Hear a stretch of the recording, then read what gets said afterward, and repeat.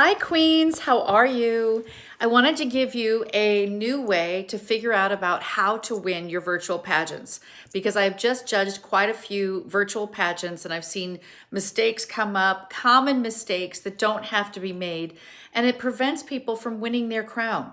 So I would love for you to be able to make the right decisions when creating videos, when preparing for the pageant, doing video, and of course having interviews. So I just conducted a Dr. World pageant. I did a Beautifully You pageant that was also all virtual.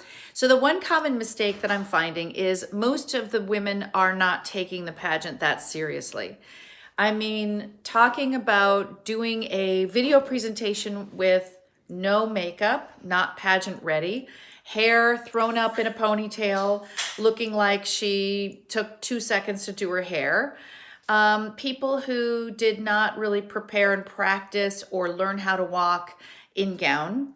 I saw a lack of preparation in terms of knowing why they want to win the title, what are they going to do with the title when it came to interview. And it was sad because there were quite a few women who had a lot of potential, but then didn't take it seriously. So just keep in mind, number one, do your hair and makeup. If you don't know how to do your hair and makeup in a really professional way, it does affect your score.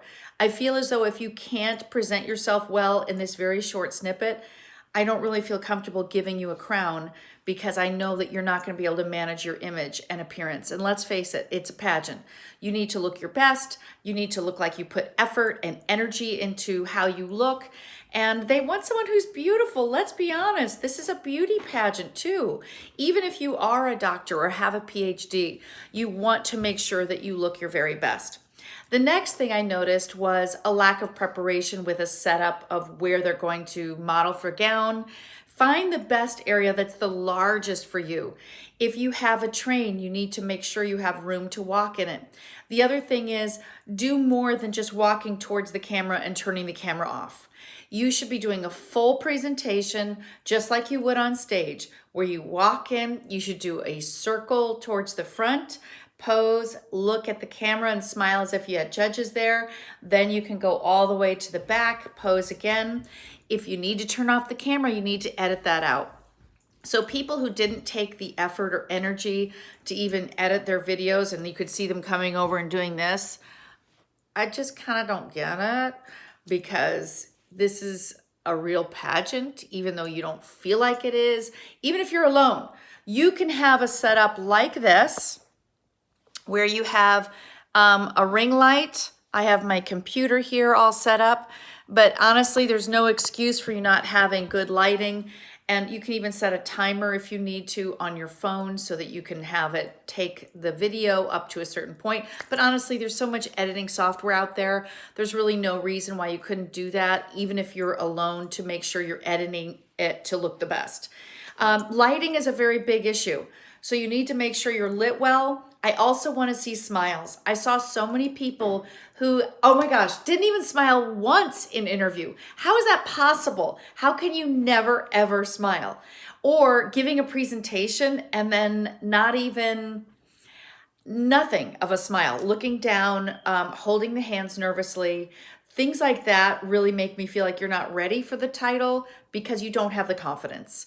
Wardrobe, people who came just like, I'm judging today and this is what I wore. There's no excuse for it.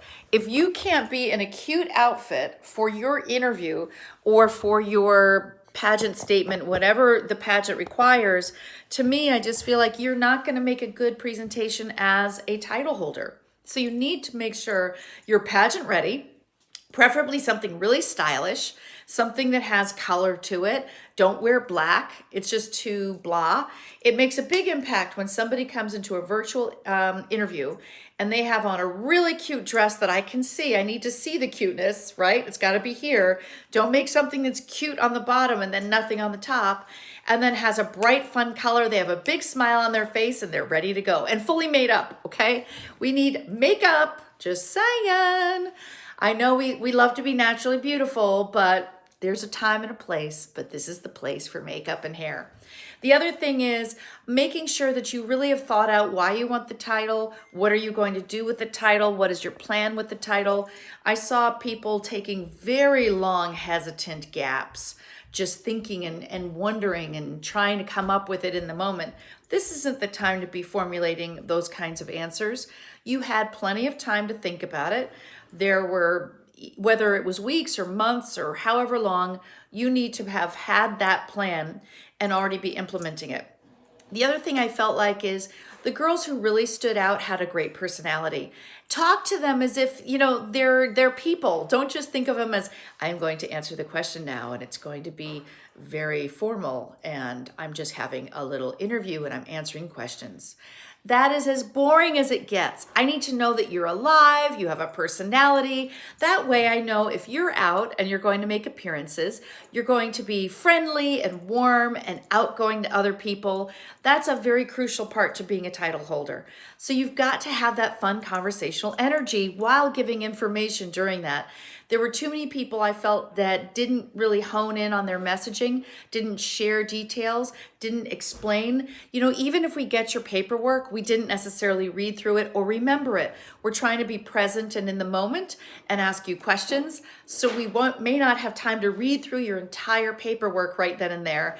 And if there's a lot of contestants, then it's hard to even remember which one were you? What was your platform again? And they're shuffling through papers trying to get there, or it's on their computer. So help them out. Give them the information that they need to have. Another thing that I felt was a really important thing was coming in with a really strong presence, a strong purpose, a strong message, and letting people know what you've done. That's really key. I want to know what you've done already, what you're going to do. That's really important to me. And again, personality plus. But the biggest impressions were those who could answer questions quickly, had a great personality, looked amazing, had a purpose, knew exactly what they wanted to say about their purpose, their platform, and I didn't have to struggle to figure them out. So I really hope that you guys are going to take into account that a virtual pageant is equally as competitive as a regular pageant. It requires less work in some ways and less money for sure. But why not put that energy and that money into getting proper coaching? I saw many people who really were not very good at walking. They think they're good at walking, but they really need some support with that and a little more knowledge. Interviewing isn't just answering questions. I highly recommend pageant interview coaching. It can really change the game. I just had a contestant who was so good in interview, I gave her a 10. And to me, I went back and I made sure that I gave her the highest scores. I wanted her to win because to me, she had the most purpose. She had a real plan in place. She had the enthusiasm. She had the look. And that's what I want. I want to know that someone is ready out of the gate to take the ball and run with it, and that they are going to make the most of the title itself. So prepare. Do not think that just because you're in a virtual pageant that things don't matter. Believe me, we notice. And the girl who comes in with everything ready, as if she's competing at a very high level pageant in a big stage, that's the girl who's going to win. So make sure that you're ready, able, and prepared to look your best for your next pageant. You can always hire me to help you with your interview, with your presentation, and of course with wardrobe selection, which is also a really important part of it. So feel free to not only message me through YouTube, but you could also email me at russowendy@yahoo.com. You can join me on Facebook with The Winner's Way, and I would love to work with you to help you succeed. There are so many women with true potential, but don't make the most of it because they don't get the proper training. So please contact me so that you can make sure you're successful in your next pageant. All right, queens, I hope you have a wonderful virtual day. And if you have a virtual pageant coming up, that is the key to your success. Post below if you want to see other videos and if you have other topics for me, and please subscribe. See you later. Bye.